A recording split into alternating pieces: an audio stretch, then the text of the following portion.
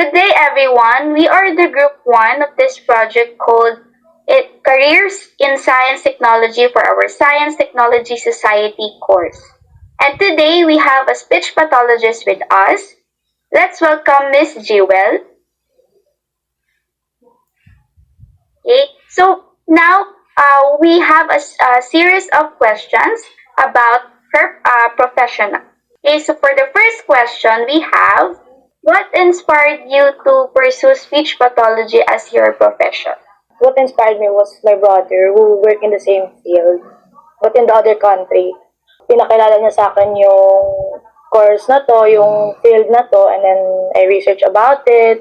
Nalaman ko na it helps pala children who are in the special needs and also adults who experience strokes, dementia, and other neuro cases. Ayun.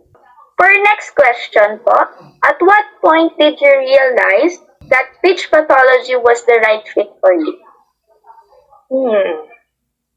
I think, to be honest, init naman talaga ito yung gusto ko. And during the 3 years to 4 years, super hinahanap ko pa yung sarili ko. I think I really wanted to pursue med talaga, like mag-doctor, ganon. Akala ko after this one, mag-diretso ko ng med. But during my 4th year, which is internship, buong 4th year, nag-internship ako 10 months. I was placed to different places, clinics, even provinces. Ayun, doon ko nalaman na I really wanted this. I need to pursue this kasi super kailangan pala kami. Especially in the pediatric population, which is in kids.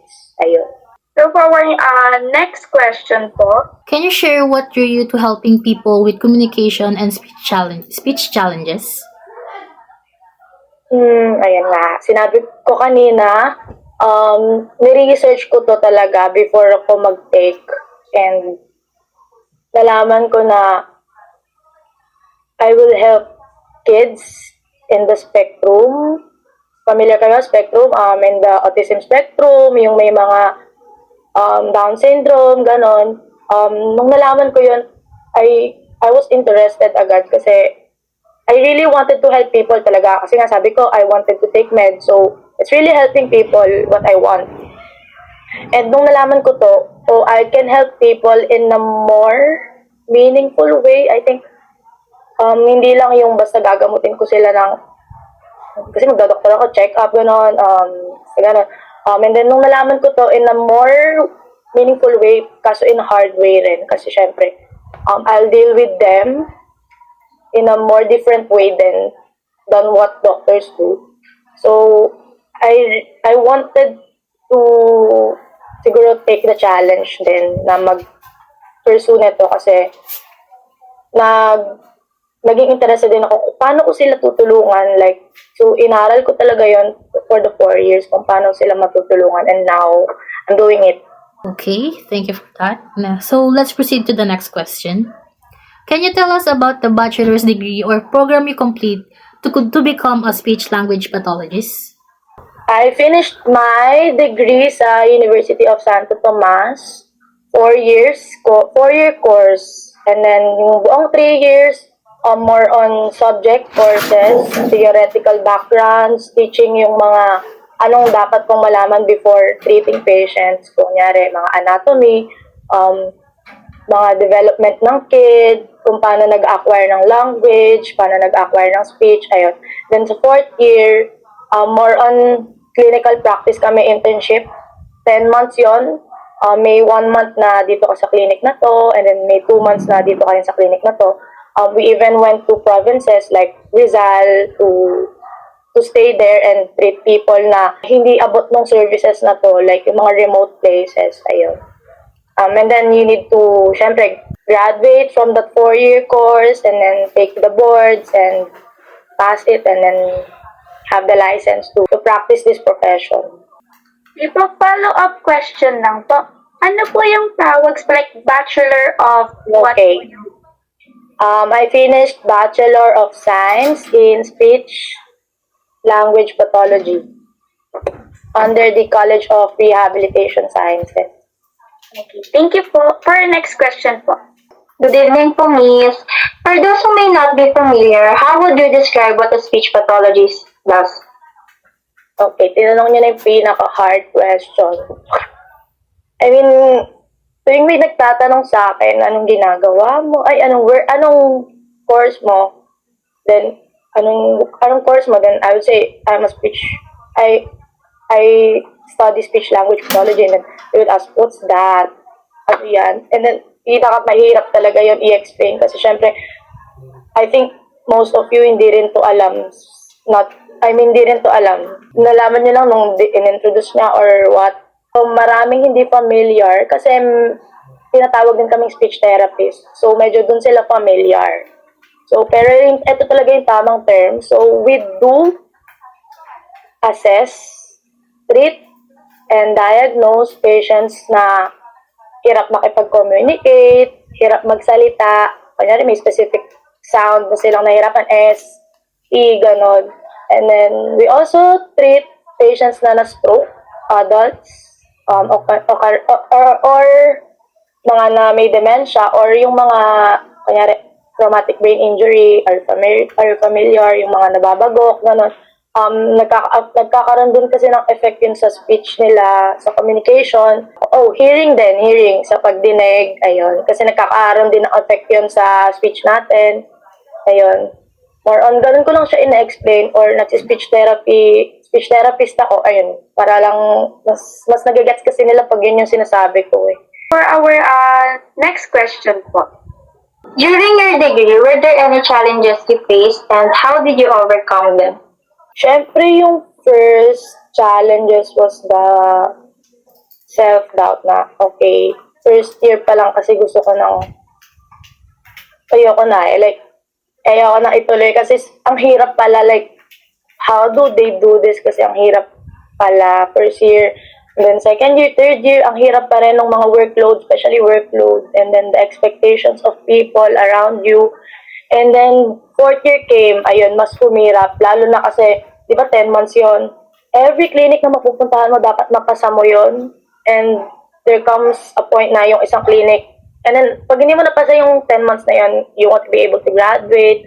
You need to retake that. And then you'll be graduating. Once you pass that, you will be graduating the next year na. And then there comes a point na I was parang hindi na ako dapat graduate on time kasi I wasn't able to pass that one rotation or one clinic, but because feeling ko dito talaga ako for meant to be talaga ako pumasa on time, graduate on time, so I was able to pass it due to siguro second chances or doing something na para pumasa yon, magdo ako ng isang special project or what, I did those things lahat para lang graduate on time. Kasi syempre, hindi lang naman for myself yun kasi may mga tao din na nag-expect from you na graduate ka on time. And then, syempre, those were the challenges. Sobrang hirap pero na-overcome ko naman sila kasi syempre, you need to pray, you need to really do things na sabi nga, kung gusto may paraan. So, you will do anything talaga to pass. So, our next question po. Speaking of your academics po during your college era, ano po yung which subject or courses in your program were most helpful in preparing for you for this career? Ayun. Sabi ko nga, first to third year, more on theoretical background, which means yung mga need mo munang malaman bago ka makapag-treat ng patient. Which is, first year, nag-take kami ng anatomy and physiology of speech, hearing, and language. Which means, siguro, if i-describe ko hanggang respiratory system lang. Ganon lang yung inaral namin, hanggang respiratory system lang. Hanggang breathing lang, and then up to neuro. Pero mas nag-focus kami on the head and on the mouth, syempre. Ayun, and then, syempre, language development. How do children acquire their skills on time? And how do children na may special needs acquire theirs? Kasi syempre, hindi yun same. Late yung mga may special needs. And then, syempre, speech development. kailan ba dapat masasabi ng bata tong sound na to? Kailan ba dapat naririnig tong sound na to? Ganun din, for hearing. Ayun, more on, kailangan importante na may theoretical background ka bago ka makapag-treat ng patient. And syempre, yung clinical practice wherein yung 4th year. Kasi doon mo na i-apply yung 1st to 3rd year mo. Kaya syempre, dapat yung 1st to 3rd year, makinig ka dapat. Kailangan masaulo mo yun kasi sa 4th year, doon mo na ilalagay lahat yun. Kasi mas mahihirapan kung mag-practice if hindi mo malalaman or maalala yung mga things na yun. Thank you po, ma'am. And for the next question po, Do you see being a speech pathologist as a profession, a mission, a passion, or a vocation? I see it, syempre, a profession. Kasi it's what I do. It's yun yung pinaghirapan mo for the 4 years. And of course, I think it's a vocation. It's a calling na, kasi syempre, hindi ko ito mararating kung hindi naman ako para dito. Like, syempre, una pa lang, hindi naman dapat ako gagraduate on time, pero nakagraduate ako on time. So, I think God really put me here kasi kaya ko to and it's, alam niya makakatulong talaga ako to people. So, I think, yeah, it's a profession and a vocation.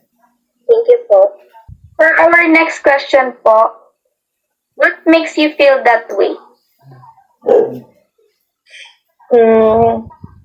Ayun nga, I think it's a vocation kasi, ayan, 3 months na akong nagwo-work, almost 3 months. So, nakikita ko talaga na kailangan ako. And, syempre, yung 3 months na yun, may nakikita na akong at least like little progress dun sa mga hinahelp ko.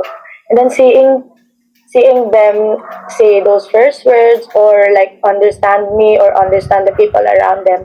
And, especially yung parents nila, nung nalaman nila na makakapag-first word na yung anak nila or nakita nila sa bahay na nagawa niya to, ayun, it makes me feel happy, syempre, and fulfilled na nagagawa ko ng tama yung work ko and hindi sayang yung mga pinag-aralan ko and pinaghirapan ko during those 4 years. For our next question po, In what way has that perspective influenced the way you work with your patients po? Okay.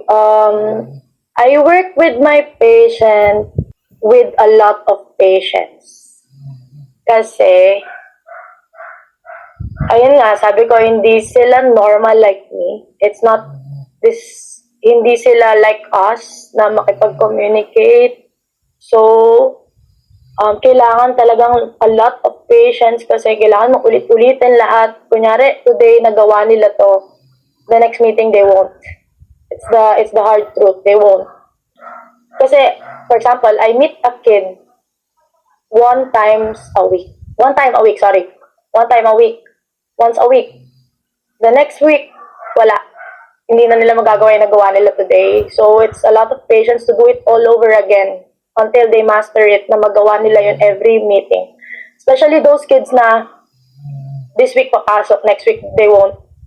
Then the next week papasok sila, wala, back to zero na naman kami. It takes a lot of patience talaga and understanding na hindi talaga consistent yung progress nila. And syempre it takes a lot of communication skills din, lalo sa parent, kasi you need to, yung ginagawa sa therapy, kailangan gagawin mo din sa bahay. Kasi 1 hour is not enough. Mas matagal pa rin sila sa bahay, so dapat ginagawa nila sa bahay yung mga ginagawa namin dito sa therapy.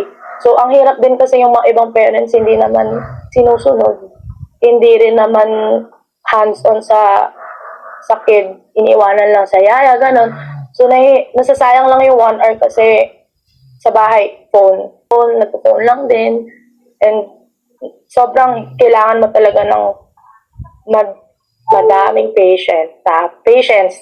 And kailangan mo silang kausapin, i-persuade na kailangan nyo po itong gawin kasi wala pong mangyayari if hindi.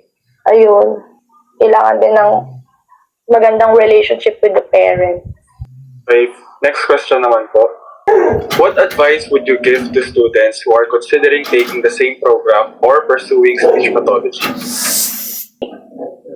learn to have patience ngayon pa lang. Like, syempre, patience pa lang sa first to 4 years, to fourth year. Patience dun sa mga workloads. Dun mo i-build yung patience sa workload, sa expectations, sa mga schedules, dun sa whole day na class, sa mga ginagawa, sa exams. Dun mo na i-build yung patience kasi what more if you're working, mas iba na dun. So, patience and I think a heart to help din. Kasi baka you're just doing it for the money or ano, kasi it's not. Pag nandun ka na sa work, maisip mo, kapag nandun ka nag-aaral ka, okay, you will have a lot of money, pero pag nasa work ka na, hindi mo na maisip yun, maisip mo na lang talaga to help. Ayun. Patience and heart. Okay po, for our next question po, what are the typical responsibilities and daily tasks of a speech pathologist? Okay, what I do every day. For example, kakapasok ko lang sa isang center, first time, kaka-hire lang sa akin. First day, they would give me 7 kids a day, 7 kids, and then I have to assess them, 1 hour each. Assess them, which is kailangan malaman ko kung anong skills nila, kung ano yung kailangan nila. And then yung mga skills na yun, kailangan yun yung gagamitin namin para ma-learn pa yung other skills na wala. Then I have to talk to the parents, I have to know kung ano yung background ng kid, anong nangyari, bakit ganon, bakit sila nag-consult sa speech therapy, kailan sila na-diagnose, ganon. Then and then the next few meetings, ayun, therapy sessions na I have to conduct therapy sessions, ayun, 1 hour at least. And then, document the progress, syempre, notes after the session, and then, do the treatment plans, syempre, I have to present yung treatment plans for the 6 months therapy, kasi yun yung ideal 1 kid, 6 months, and then, I have to present anong gagawin ko sa 6 months na yun. And then, ayun. More of ganun lang. Playing. Next question po. What skills or qualities are most important for someone who wants to succeed in this field? Skills, patience, understanding, empathy, communication skills, and then, siguro, critical thinking, kasi ayun, isa pang importante yun kasi paano mo malalaman kung anong kailangan ng kid. Kailangan pag-isipan mo talagang mabuti kasi not all kids are the same. Yung kailangan nitong isa, hindi to kailangan nito. Or yung isa na to, hindi ito yung hindi ito yung goal niya. Tapos isa kailangan ito. Kaya kailangan mo ma-differentiate talaga yung every kid na hawak mo. So, isipin na 7 kids yun, kailangan ko i-differentiate anong kailangan nung 7 na yun. So, we need the really critical thinking, mag-isip mabuti, mag-diagnose mabuti kasi, ayun, importante yung diagnosis kasi doon mo sisimulan kung ano yung treatment na gagawin mo sa kanila. Okay po, for our next question po. So for our next question po, what are the advantages or benefits? Challenges or disadvantages? Ayun nga, challenges. Medyo, ang hirap mag-expect palagi na magagawa niya to sa mga susunod. Ang hirap din na nung expectation ng magulang sa'yo. Kasi, syempre, isipin nila, speech therapist ka, dapat kaya na to agad in one meeting. Ay, hindi po ganun. You need the parent also needs to be patient as well. Kasi in-explain ko naman sa kanila na hindi po ito makukuha in one session. It would take a lot of 4 sessions depende pa rin sa anak niyo po kung paano nila tatanggapin or i-understand yung mga bagay na tinuturo ko. And then disadvantages, siguro nakikita ko lang ngayon, we're paid kasi in an hourly base. Per hour kami binabayaran, hindi kami yung katulad ng 1 month na ganito lang yung pay mo. may rate talaga yung per clinic sa'yo. 1 hour is to this price. And then, pag may uma-absent na bata, walang bayad. Or, ayun. Kunyari, so ang importante talaga yung 1 hour ko in one day. Kunyari, pumapasok ako ng 9 to 5, except 12 to 1 kasi lunch yun. Every hour may kid yun, may bayad yun, and if hindi sila pumasok, walang bayad. Or pag ako yung hindi pumasok the whole day, wala akong bayad. That's the only disadvantage I think I see. Or maybe, I think yun lang talaga. Or kasi ako ayun nga, I work lang thrice a week lang ata. So, yun lang yung may bayad sa akin, thrice a week. Pag di ako nag-work, wala. Okay po. So, balikan ko lang po, Miss Jewel, po yung question po kanina. Po, yung ano lang po, yung benefits na lang po. Benefits? Ayun nga, when I graduated, hindi pa ako nakakapag-board exam. Ang dami ng work opportunities na pumupunta sa akin. Sila na mismo yung nag-chat sa'yo, sila na mismo yung pumipilit sa'yo, which is kind of overwhelming, but thank God naman. I mean, I'm thankful for it, pero it's kind of overwhelming kasi mahirap pumili. It's another disadvantage. So, dami ng center na magme-message sa'yo, mahirap din pumili kung saan ba ako mag-work, ano bang fit sa akin. Pero I think it's one of the benefits na rin kasi you only have to choose. Hindi na ikaw yung pupunta or hindi na ikaw yung maghahanap. And then kasi sobrang limited lang namin, kaya pinag-aagawan talaga kami. Lalo na ako na I'm the only, like, this year, ako lang yung gumraduate dito sa area namin. So, medyo agawan talaga. Pero, ayun, ikaw pa rin naman magde-decide. And then, sila din yung mag-a-adjust for you. Kunyari, one day mo lang gusto, wala silang magagawa doon, hindi ka nila pwede pilitin kasi yun lang yung kaya maibigay. And then, advantages, it's the fulfillment of helping others. That's yung for me, yun talaga yung pinaka-top. Fulfillment of helping others. Especially pag may nakatang progress or happy yung parent, gano'n. For our second to the last question po. Would you recommend this to your past students? Why or why not po? Of course, joke, yes.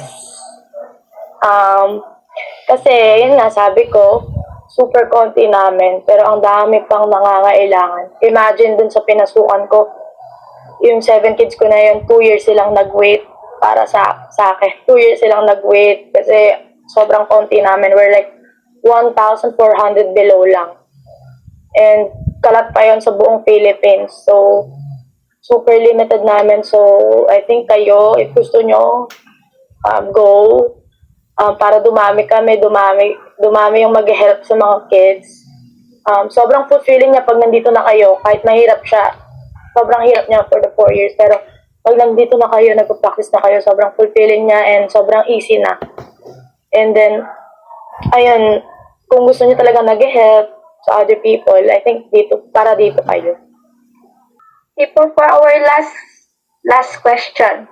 For our last question po, what continuing education or further training is required to stay in this profession po?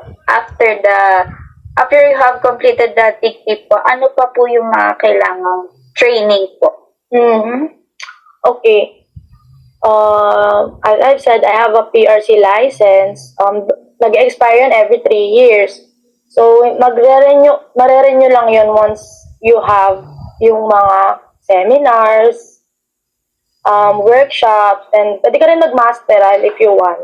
Pero yung mga seminars, workshops, importante yun kasi magagamit mo rin yun sa therapy. May mga other ways kasi to treat patients na kailangan may certificate ka muna or you've gone to that seminar para magamit mo yung treatment na yun dun sa isang kid.